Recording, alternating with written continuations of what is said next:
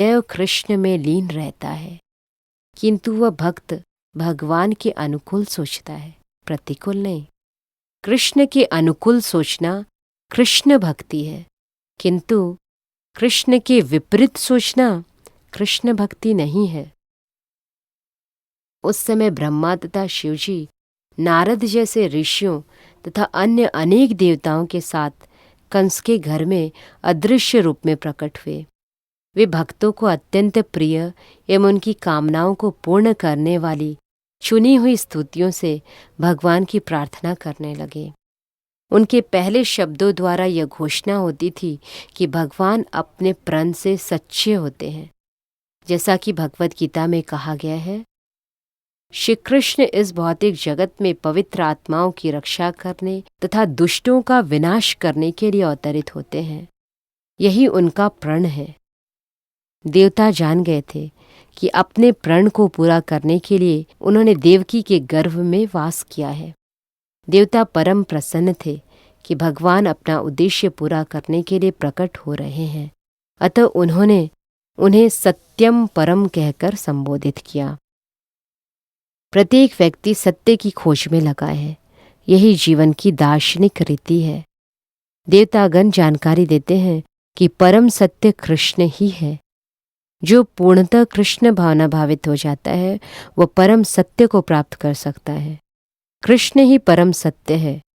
शाश्वत काल की 3 अवस्थाओं में सत्य है, सापेक्ष सत्य नहीं। काल भूत, वर्तमान तथा भविष्य में विभाजित है।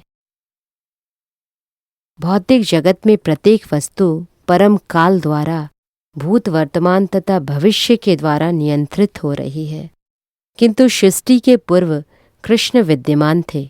सृष्टि के हो जाने पर प्रत्येक वस्तु कृष्ण पर आश्रित है, और जब यह सृष्टि समाप्त होगी तो कृष्ण बचे रहेंगे। अतः वे सभी परिस्थितियों में परम सत्य है। यदि भौतिक जगत में सत्य है तो यह परम सत्य से उद्भूत है। यदि इस भौतिक जगत में कहीं वैभव है तो इसके स्रोत कृष्ण ही है। यदि संसार कुछ में ख्याति है तो कृष्ण ही उनके कारण है। यदि संसार में कोई बल है तो इस शक्ति के कारण कृष्ण है। यदि संसार में कोई ज्ञान तथा शिक्षा है तो उसके कारण स्वरूप कृष्ण है।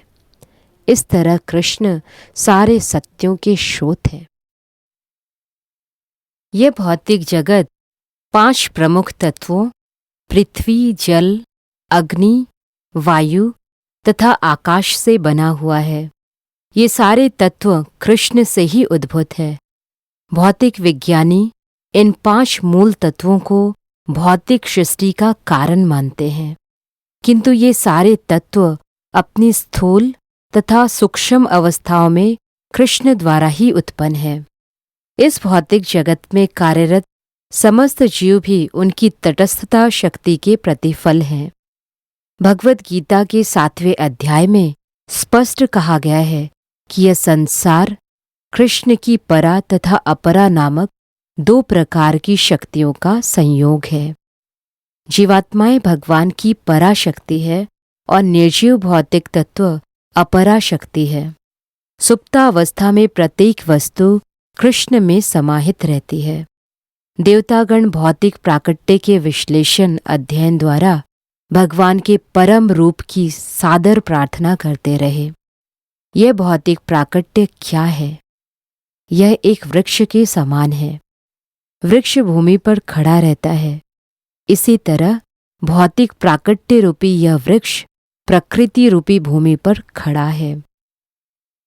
इस भौतिक प्राकट्य की तुलना वृक्ष से की जाती है, क्योंकि समय आने पर वृक्ष को काट लिया जाता है। वृक्ष का अर्थ है वह जो अंततः काट लिया जाएगा। अतः भौतिक प्राकट्य का यह वृक्ष परम सत्य नहीं माना जा सकता, क्योंकि इस पर काल का प्रभाव पड़ता है। किंतु कृष्ण का शरीर शाश्वत है। वे भौतिक प्राकट्य के पहले भी विद्यमान थे और भौतिक जगत के अस्तित्व में होने पर भी विद्यमान हैं, और जब इसका विलय हो जाएगा तब भी वे विद्यमान रहेंगे। अतः केवल कृष्ण को ही परम सत्य माना जा सकता है।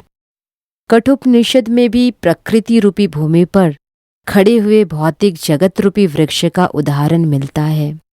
इस वृक्ष में 2 प्रकार के फल होते हैं, सुख तथा दुख।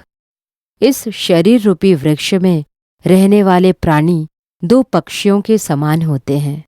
एक पक्षी कृष्ण का अंतर्यामी स्वरूप है जो परमात्मा कहलाता है, और दूसरा पक्षी जीव है। जीव इस भौतिक जगत के फलों को खा रहा है। कभी यह सुख का फल खाता है तो कभी दुख का फल, किंतु दूसरा पक्षी सुख या दुख के फलों को खाने में रुचि नहीं लेता, क्योंकि वह आत्मतुष्ट है। कठोपनिषद में कहा गया है कि इस शरीर रूपी वृक्ष का एक पक्षी फल खा रहा है और दूसरा केवल साक्षी रूप में देख रहा है। इस वृक्ष की जड़ें 3 दिशाओं में फैली है। इसका अर्थ यह हुआ कि वृक्ष की ये जड़ें प्रकृति के 3 गुण हैं, पहला सत्व, दूसरा रजो तथा तमोगुण।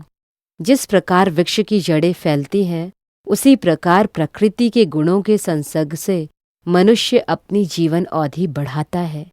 इन फलों का स्वाद 4 प्रकार का है, धर्म, अर्थ, काम तथा मोक्ष। प्रकृति के तीनों गुणों के साथ विभिन्न प्रकार के संसर्गों के फलस्वरूप जीव विभिन्न प्रकार के धर्म, अर्थ, काम तथा मोक्ष का स्वाद लेता है। व्यवहारिक रूप में सारा भौतिक कार्य अज्ञान में किया जाता है, किंतु 3 प्रकार के गुण होने से कभी कभी यह अज्ञान सत्वगुण या रजोगुण से आच्छादित रहता है। इन भौतिक फलों का स्वाद 5 इंद्रियों द्वारा ग्रहण किया जाता है। 5 इंद्रियां जिनके द्वारा ज्ञान अर्जित किया जाता है 6 प्रकार के कोड़ों से प्रभावित होती है, शोक, मोह, दुर्बलता, मृत्यु, भूख तथा प्यास। यह भौतिक शरीर या भौतिक जगत 7 कोशों से ढका है, त्वचा, पेशी, मांस, मज्जा, अस्थि, वसा तथा वीर्य। वृक्ष की 8 शाखाएं हैं, पृथ्वी, जल, अग्नि, वायु शून्य, मन, बुद्धि तथा अहंकार। इस शरीर में 9 द्वार हैं, 2 आँखें, 2 नथुने, 2 कान, 1 मुंह, 1 शिश्न, 1 गुदा। और इस शरीर के भीतर 10 प्रकार के आंतरिक वायु हैं, प्राण, अपान, उदान, व्यान, समान इत्यादि। जैसा कि ऊपर कहा जा चुका है, इस वृक्ष पर बैठे 2 पक्षी जीवात्मा तथा अंतर्यामी भगवान हैं। यहाँ पर वर्णित भौतिक जगत के मूल कारण भगवान ही है। वे अपना विस्तार करते हैं और भौतिक जगत के 3 गुणों को अपने अधिकार में करते हैं। विष्णु सत्वगुण को संभालते हैं, ब्रह्मा रजोगुण को, और शिवजी तमोगुण का भार ग्रहण करते हैं। ब्रह्मा रजोगुण से इस सृष्टि को उत्पन्न करते हैं, विष्णु सतोगुण से इसका पालन करते हैं और शिवजी तमोगुण से इसका संहार करते हैं। अतः संपूर्ण सृष्टि परमेश्वर पर ही आश्रित है। वे ही इसकी उत्पत्ति, पालन तथा संहार के कारण हैं। और जब इस संपूर्ण सृष्टि का विलय हो जाता है तो भगवान की शक्ति रूप में यह सूक्ष्म सृष्टि भगवान के शरीर के भीतर स्थित रहती है। देवताओं ने स्तुति की। इस समय परमेश्वर कृष्ण इस जगत के पालन हेतु जन्म ले रहे हैं। वास्तव में परम कारण एक ही है, किंतु प्रकृति के 3 गुणों के द्वारा भ्रमित हो जाने के कारण अल्पज्ञानी व्यक्ति समझते हैं कि यह जगत विभिन्न कारणों से प्रकट हो रहा है। जो बुद्धिमान हैं वे देख सकते हैं कि इसका कारण एक ही है और वह कृष्ण है। जैसा ब्रह्म संहिता में कहा गया है, ईश्वरः परम कृष्ण सर्व कारण कारणम। भगवान कृष्ण समस्त कारणों के कारण है। ब्रह्मा सृष्टि के लिए नियुक्त किए गए एजेंट है। और विष्णु पालन के लिए कृष्ण के अंश है और शिवजी विलय के लिए ही कृष्ण के अंश है। देवताओं ने स्तुति की, हे स्वामी, आपके शाश्वत स्वरूप को समझ पाना दुष्कर है। सामान्य जन आपके वास्तविक रूप को समझने में अक्षम रहते हैं। अतः आप अपना आदि शाश्वत रूप प्रकट करने के लिए स्वयं अवतार ले रहे हैं। लोग किसी तरह आपके विभिन्न अवतारों को तो समझ सकते हैं, किंतु दो भुजाओं वाले कृष्ण के शाश्वत रूप को मनुष्यों के बीच उन्हीं के समान विचरण करते देखकर वे उलझन में पड़ जाते हैं। आपका यह शाश्वत रूप भक्तों के दिव्य आनंद को बढ़ाता रहता है, किंतु अभक्तों के लिए यह घातक है। जैसा कि भगवत गीता में कहा गया है कि कृष्ण साधु के लिए अत्यंत ही मोहक है, परित्राणाय साधूनाम, किंतु यह रूप असुरों के लिए अत्यंत ही घातक है, क्योंकि कृष्ण असुरों के वध के लिए अवतरित होते हैं। अतः वे एक ही साथ भक्तों के लिए मोहक और असुरों के लिए घातक है। हे कमल के समान नेत्रों वाले प्रभु, आप शुद्ध सत्व के स्रोत हैं। ऐसे अनेक ऋषि हैं जिन्होंने केवल समाधि के द्वारा या आपके चरण कमलों के आध्यात्मिक ध्यान के द्वारा और इस तरह आपके विचार में लीन रहकर प्रकृति द्वारा उत्पन्न अज्ञान के महासागर को गोखुर में समाने वाले जल के समान बना दिया है। ध्यान का उद्देश्य मन को भगवान के चरण कमलों से प्रारंभ करके उन पर केंद्रित करना है। भगवान के चरण कमलों के ध्यान से ही बड़े बड़े मुनि इस विशाल भवसागर को बिना कठिनाई के पार कर लेते हैं। हे स्वयं प्रकाशित, जिन महान संतों ने आपके चरण कमलों की दिव्य नाव के सहारे अज्ञान सागर को पार कर लिया है, वे उस नाव को अपने साथ नहीं ले गए। वह अब भी इसी पार पड़ी हुई है। यदि कोई नाव द्वारा नदी पार करता है तो वह नाव को भी उस पार ले जाता है। अतः जब वह अपने गंतव्य पर पहुंच जाता है तो फिर वही नाव किस प्रकार उन लोगों के लिए उपलब्ध हो सकती है जो इस ओर प्रतीक्षा कर रहे हैं। इस कठिनाई का उत्तर देने के लिए देवता अपनी स्तुति में कहते हैं कि भगवान के चरण कमलों की यह नाव ले नहीं जाई जाती। जो भक्तगण अभी भी भवसागर के इस पार खड़े हैं, वे दूसरी ओर जाने में समर्थ होते हैं, क्योंकि शुद्ध भक्त सागर को पार करते समय उसे अपने साथ नहीं ले जाते। जब कोई इस नाव के पास जाता है तो भौतिक अज्ञान का सारा समुद्र सिमटकर गोपद में समा जाता है। अतः भक्तों को दूसरी ओर जाने के लिए नाव की आवश्यकता ही नहीं पड़ती। वे तुरंत समुद्र पार कर लेते हैं। चूंकि महान साधु पुरुष समस्त बद्धजीवों के प्रति दयालु होते हैं, अतः नाव तब भी इस ओर पड़ी रहती है। कोई किसी समय उनके चरण विंदों को ध्यान करके भौतिक अज्ञान के महान सागर को पार कर सकता है। ध्यान का अर्थ है भगवान के चरण कमलों पर एकाग्रता। चरण कमल भगवान के सूचक है, किंतु जो निर्विशेषवादी हैं वे भगवान के चरण कमलों को नहीं मानते। अतः उनके ध्यान का विषय निराकार होता है। देवताओं का यह पक्का निर्णय है कि जो लोग शून्य या निराकार का ध्यान करने में रुचि रखते हैं, वे अज्ञान के सागर को पार नहीं कर सकते। ऐसे लोग केवल यही सोचते हैं कि वे मुक्त हो गए हैं। हे कमल नेत्र प्रभु, उनकी बुद्धि कल्मशग्रस्त हो जाती है, क्योंकि वे आपके चरण कमलों का ध्यान करने में असफल रहते हैं। इस उपेक्षा भाव के कारण निर्विशेषवादी संसार के बद्ध जीवन में पुनः आ गिरते हैं। भले ही कुछ काल के लिए वे निराकार साक्षात्कार के पद पर पहुंच जाए। निर्विशेषवादी ब्रह्म तेज में लीन होने के लिए कठिन तपस्या करते हैं, किंतु उनके मन भौतिक कल्मश से मुक्त नहीं होते। वे चिंतन की भौतिक विधियों का निषेध मात्र करते रहते हैं। इसका यह तात्पर्य कदापि नहीं कि वे मुक्त हो चुके हैं। इस तरह वे नीचे गिर जाते हैं।